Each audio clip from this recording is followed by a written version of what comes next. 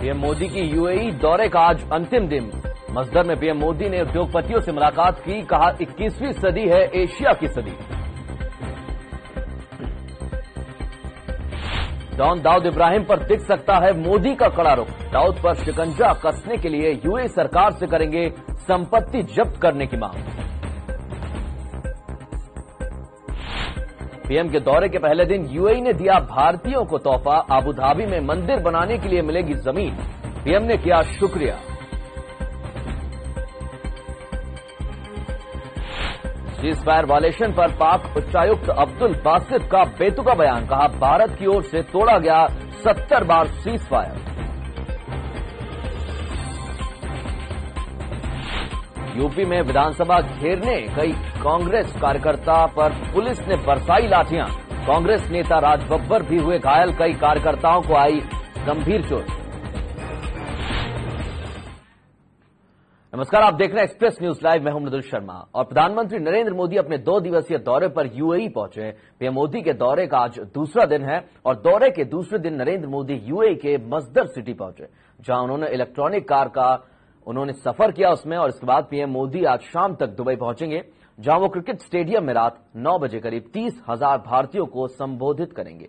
और सूत्रों के मुताबिक पीएम मोदी यूएई से दुबई में मौजूद अंडरवर्ल्ड डॉन दाऊद इब्राहिम की संपत्ति को जब्त करने की मांग कर सकते हैं। इससे पहले पीएम मोदी को पहले ही दिन यूएई में एक बड़ी कामयाबी हासिल हुई। यूएई सरकार ने पहले दिन पीएम मोदी को अबू धाबी में मंदिर निर्माण के लिए जमीन मुहैया कराने का फरमान जारी कर दिया।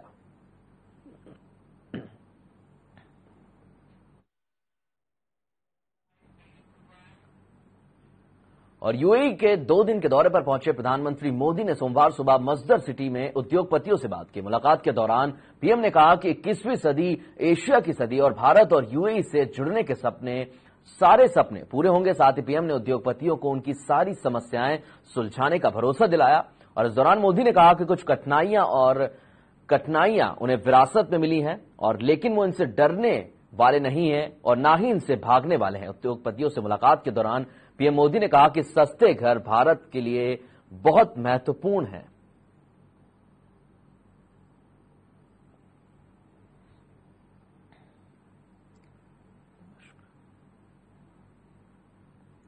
और सीरिया की राजधानी दमिश्क में प्रेसिडेंट बशर अल असद की आर्मी ने जो विद्रोही हैं उनके कब्जे वाले दोउमा शहर पर कई हवाई हमले किए। हमले में विद्रोहियों को निशाना बनाया गया था, लेकिन आर्मी ने इस हमले में विद्रोहियों से ज्यादा आम लोगों के मारे जाने की खबर दी है। बताया जा रहा है कि सीरिया की आर्मी ने इस हमले में 100 से ज्यादा आम लोगों की मौत हो गई है और इस हमले में करीब 300 से ज्यादा लोग घायल हुए हैं। Syrian observatory for human rights के मुताबिक मारे गए लोगों का आंकड़ा भी बढ़ सकता है।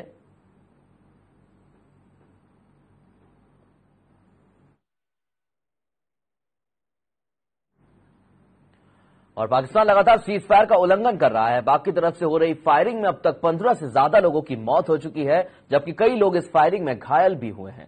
घायलों को जिला अस्पताल में इलाज चल रहा है, जहां कई लोगों की हालत काफी नाजुक बनी हुई है।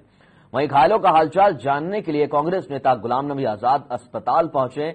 उन्होंने घायलों से मुलाकात की, लेकिन इस दौरान पीएम मोदी पर गुलाम नबी आजाद ने निशाना साधते हुए कहा कि यह दुर्भाग्यपूर्ण है कि प्रधानमंत्री ने स्वतंत्रता दिवस के मौके पर पाकिस्तान की ओर से गोलीबारी में नागरिकों के मारे जाने की घटना पर पड़ोसी देश को कड़ा संदेश देने के बजाय चुप्पी साधे रखी।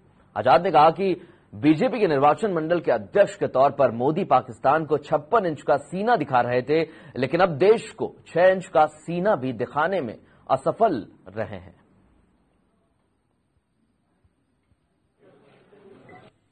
तरह से सीज फायर वायलेशन पाकिस्तान की तरफ से हुई है और जिसके चलते न सिर्फ हमारे रियासत का जानी नुकसान हुआ, बल्कि जानी नुकसान के साथ साथ बहुत सारे लोग जख्मी भी हुए। आर्मी के लोग, पैरामिलिट्री फोर्सेस के लोग, पुलिस के लोग, सिविलियन लोगों थोड़े नीचे करो। और ये पहली दफा है कि इतने लंबे अरसे तक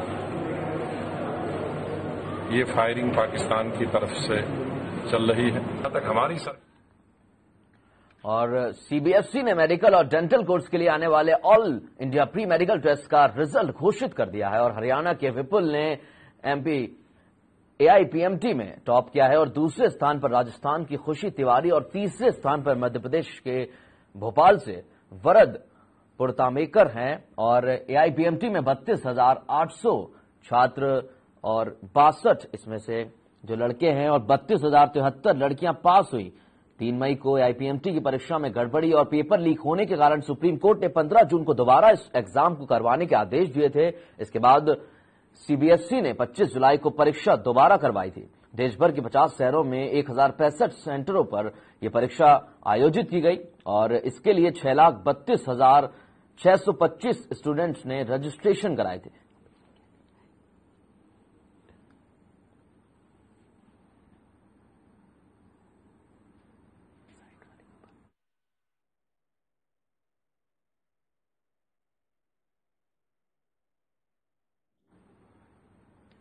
और चारा घोटाले मामले में सुप्रीम कोर्ट से आरजेडी प्रमुख लालू यादव को नोटिस जारी किया गया है। दरअसल घोटाले की 15 मई 2005 को एक एफआईआर झारखंड हाईकोर्ट ने नवंबर 2014 में रद्द कर दी थी, जिसके बाद 85 लाख रुपया जो इस घोटाले में सीबीआई ने एक और एफआईआर दर्ज की थी, जिसके बाद सीबीआई ने हाईकोर्ट के फैसले को सुप्रीम कोर्ट में चुनौती दी थी।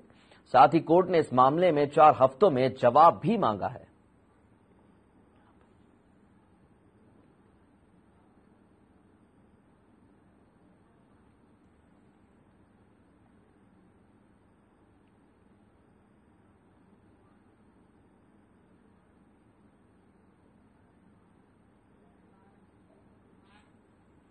और देहरादून में शहीदों को याद किया गया। राज्य सरकार ने बार बार इसके खिलाफ मेमोरियल के निर्माण में लगी हुई है। मुख्यमंत्री हरीश रावत ने देहरादून में जिलाधिकारी द्वारा चिन्हित जगहों का निरीक्षण किया और सीएम ने कहा कि सरकार का फोकस है बार मेमोरियल बनाने का, जिसे जल्द से जल्द पूरा कर लिया जाएगा। साथ ही मुख्यमंत्री ने कहा कि सेना द्वारा बनाए जा रहे हैं बार मेमोरियल का भी हम स्वागत करते हैं। वहीं सीएम ने पुलिस को दिए जाने वाले 6 कमीशन के एरियर के भुगतान को लेकर मीडिया के सवालों को टालते दिखाई दिए हुए।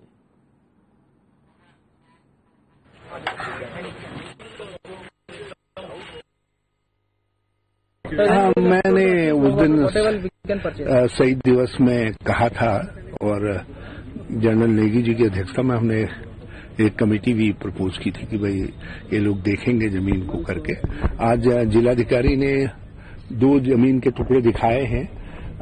इनको कैसे इंटीग्रेट किया जा सकता है, कुछ और लोगों की जमीनें भी हैं, उनसे बातचीत करेंगे यदि वो आगे आते हैं। और उत्तराखंड की राजधानी देहरादून में आम आदमी पार्टी के कार्यकर्ताओं ने आप संयोजक और दिल्ली के सीएम अरविंद केजरीवाल के जन्मदिन को भ्रष्टाचार विरोधी दिवस के रूप में मनाया। वहीं आपके प्रदेश प्रभारी विवेक यादव ने विपक्ष पर निशाना साधते हुए कहा कि बीजेपी और कांग्रेस ने जनता को ठगने का काम किया है और राज्य सरकार द्वारा 15 अगस्त को शुरू की गई भोजन योजना को भी जनता को ठगने का एक बहाना बताया। ये तो तमाम सारी घोषणाएं पूरे प्रदेश भर में माननीय मुख्यमंत्री जी करते घूम रहे हैं और मैं जहां जहां जा रहा हूं वहां लोगों से पूछ रहा हूं कि 2 घोषणाएं केवल वो ऐसी बता दें जिनसे सीधे सीधे लोगों के परिवारों को और घरों को फायदा होता हो। जैसे सड़क की घोषणा करते हैं या किसी योजना का नाम बदल देते हैं तो लोगों में भ्रम फैलाते हैं कि हम विकास कर रहे हैं। कोई 2 योजनाएं वो नहीं बता पाते जिससे सीधे सीधे जनता को लाभ पहुंचता हो। ये सब एक घोटालों की प्रक्रिया है जिसमें कुछ कार्यक्रम बनाए जाते हैं, कुछ नीतियां बनाई जाती हैं और कुछ ठेकेदारों को फायदा पहुंचाया जाता है। उस पर किसी का कोई ध्यान नहीं है, उसका जनता से कोई सीधा लेना देना नहीं है और न जनता उससे कोई लाभान्वित होती है। उत्तराखंड के लोग परेशान है। और अब वक्त चला है एक ब्रेक का, जल्द लौटते हैं।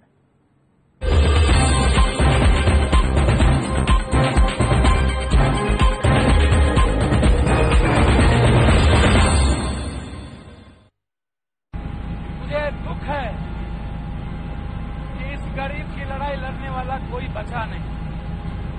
सन 42 से बड़े संघर्ष की जरूरत है।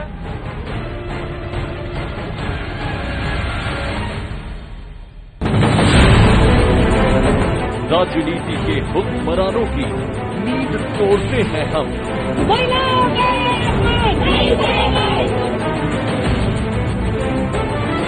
अपराध हो तो उसकी हर कड़ी से कड़ी झकझोरते हैं हम।